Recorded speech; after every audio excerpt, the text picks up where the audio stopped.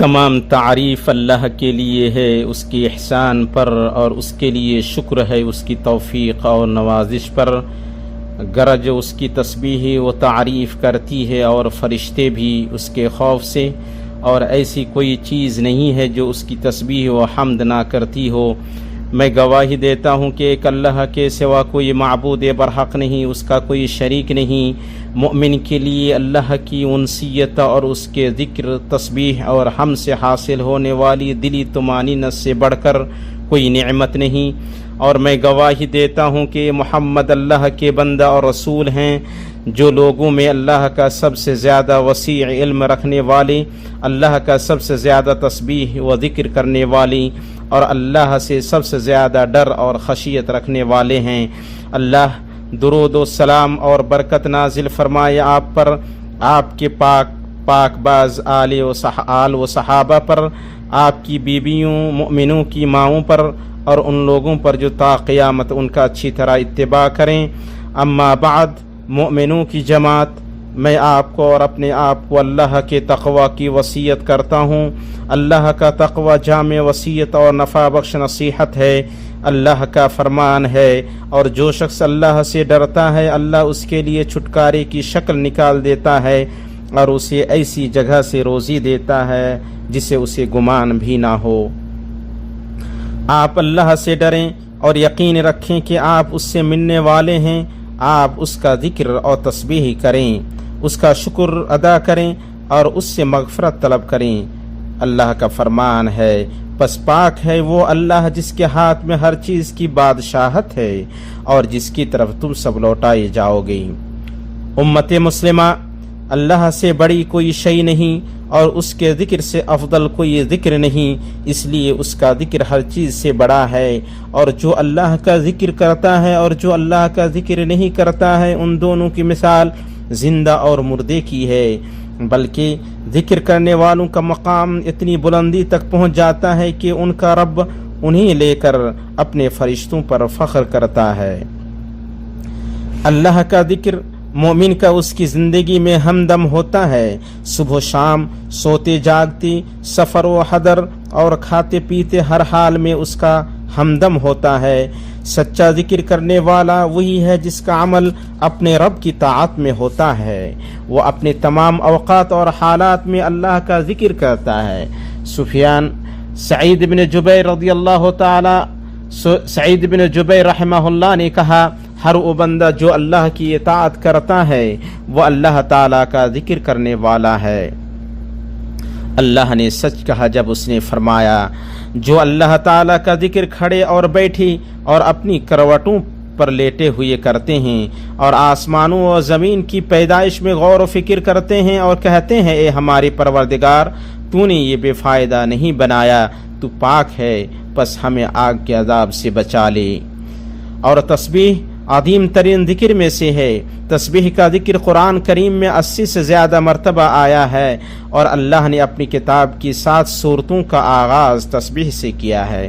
اس نے اپنی ذات کے لیے خوبصورت ناموں اور بلند صفات کو ثابت کیا ہے، اور ان کے ساتھ اپنی تسبیح کو جوڑا ہے۔ اللہ کا فرمان ہے،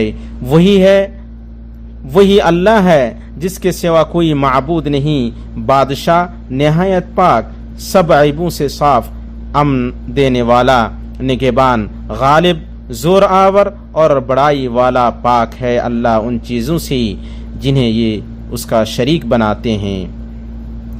تسبیح ہر اس چیز سے رب کی تنزیہ کو شامل ہے جو اس کے جلال و کمال کے لائق نہیں۔ اللہ جل جلالہ تقدست اسماؤہ اپنی ذات، ناموں اور صفات میں کمال سے متصف ہے، عیبوں، کمیوں اور ان چیزوں سے پاک ہے جو اس کے جلال کے شائن شان نہیں۔ اللہ سبحانہ پاک ہے، مبارک ہے، فرشتوں اور روح یعنی جبریل کا رب ہے۔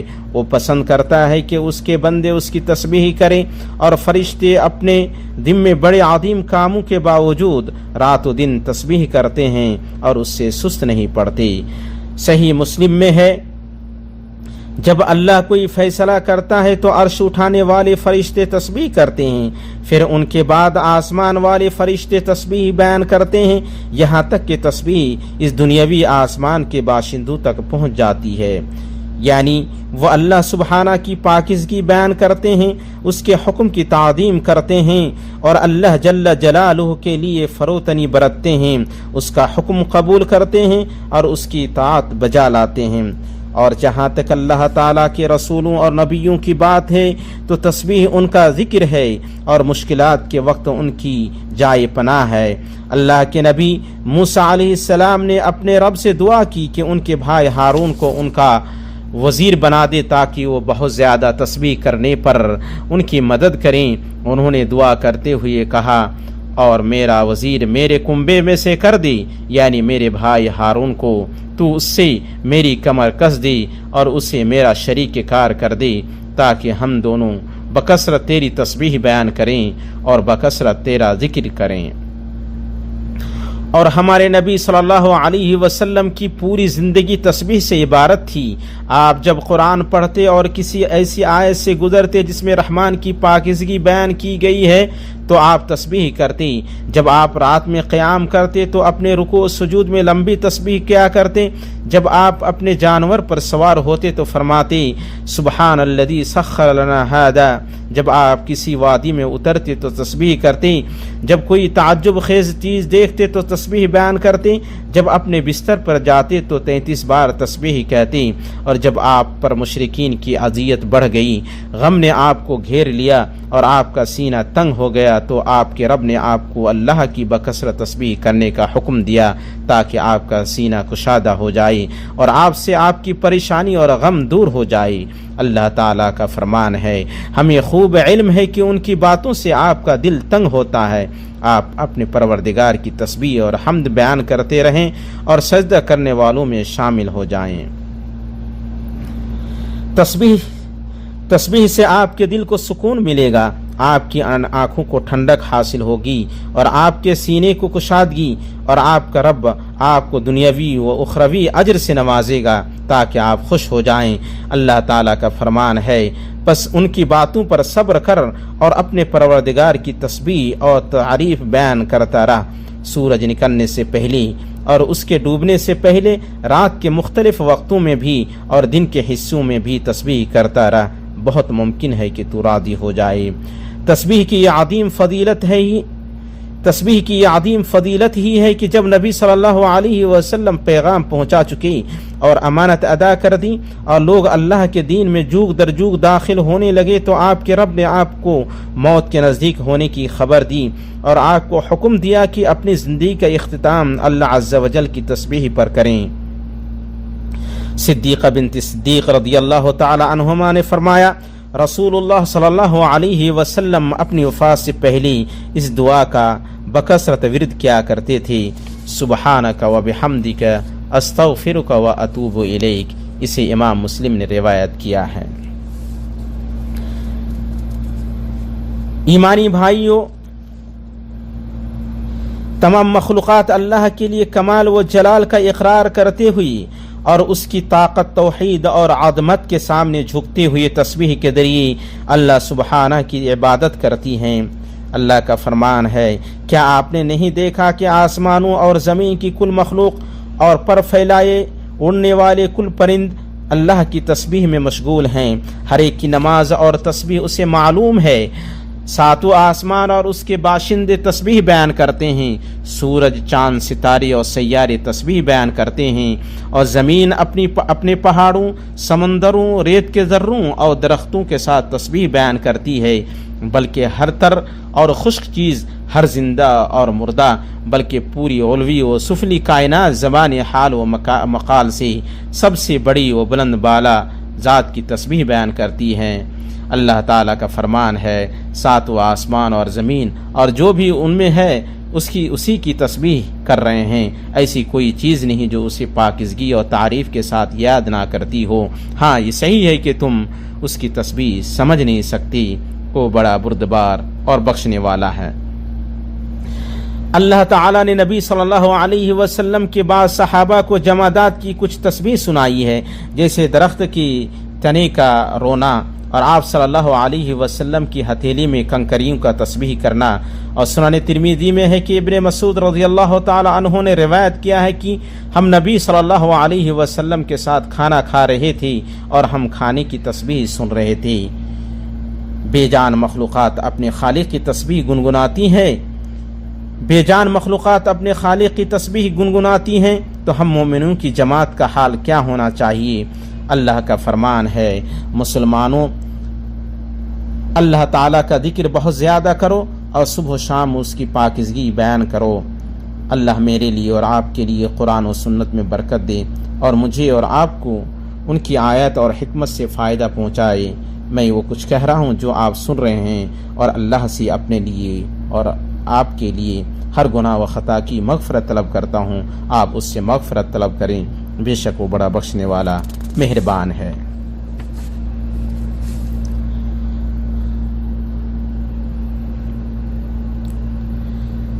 ہر طرح کی تعریف اللہ کے لیے ہے جس نے اپنے مؤمن بندوں کے دلوں کو جوڑا اور انہیں دین میں مددگار اور بھائی بھائی بنایا، انہیں اتحاد کا حکم دیا اور اختلاف و تنازع سے منع فرمایا۔ میں گواہی دیتا ہوں کہ ایک اللہ کے سوا کوئی معبود برحق نہیں، اس کا کوئی شریک نہیں، اور میں گواہی دیتا ہوں کہ محمد اس کے بندہ اور رسول ہیں اور اس کے خالص چنیدہ دوست ہیں۔ اللہ درود سلام اور برکت نازل فرمائے آپ پر، آپ کے آل و اصحاب پر اور ان کے پیروکاروں پر، اور بہت زیادہ سلامتی نازل فرمائے۔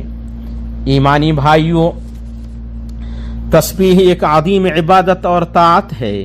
اس کے ذریعے اللہ دلوں کو زندہ کرتا ہے، نیکیوں کو بڑھاتا ہے، خطاؤں کو مٹاتا ہے اور گناہوں اور سیئات کو بخشتا ہے۔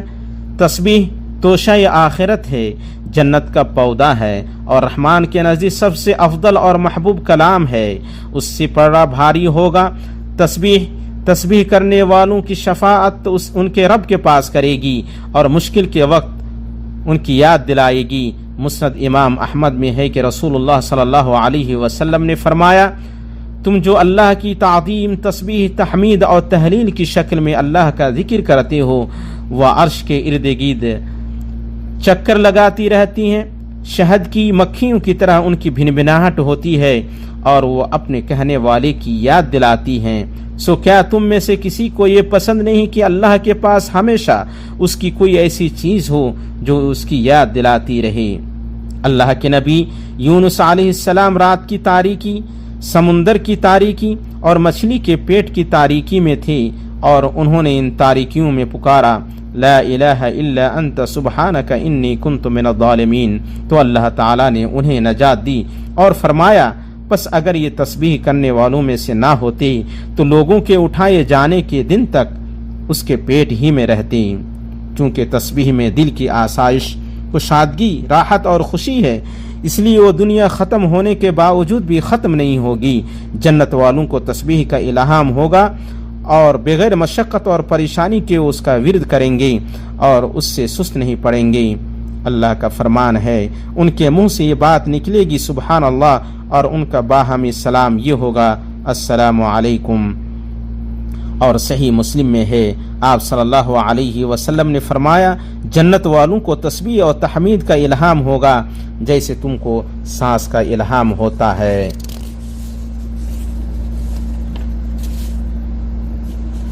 سبحان اللہ وبحمدہ عدد خلقہ ورضا نفسہ وزنة عرشہ ومداد کلماتہ۔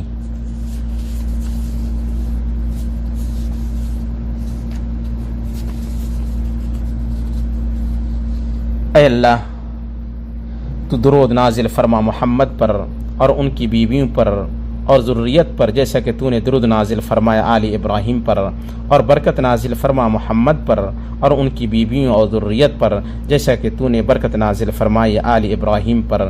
یقیناً تو نہایت قابل تعریف اور عظمت والا ہے۔ اے اللہ، تو خلفاء راشدین ابو بکر، عمر، عثمان اور علی اور تمام صحابہ کرام اور تابعین سے راضی ہو جا، اور ان سے راضی ہو جا جو قیامت کے دن تک اچھی طرح ان کی پیروی کریں، اور ان کے ساتھ ہم سے بھی راضی ہو جا اپنے عفو و کرم اور سخاوت سے، یا ارحم